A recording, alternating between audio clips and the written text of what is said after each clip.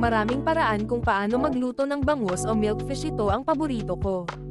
Siguraduhin kapag bumibili ng boneless na bangus, piliin ang pinakamalaki kasi masarap at para madali lang matanggal ang mga tinik para ma-enjoy mo ang pagkain ng bangus page wala ng mga tinik. Simulan ang grill at siguraduhing mainit ang grill bago mo simulan ang pag-ihaw ng iyong isda. Paghaluin ang katas ng kalamansi, bawang, asin at giniling na paminta sa isang maliit na mangkok. Brush ang bangus na may pinaghalong katas ng kalamansi.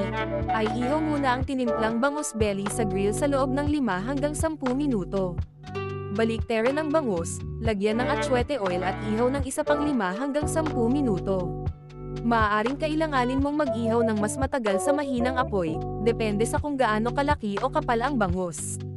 Alisin ang inihaw na bangus at ilagay sa isang pinggan. Ihain na may spiced vinegar o calamansi soy sauce dip. Enjoy!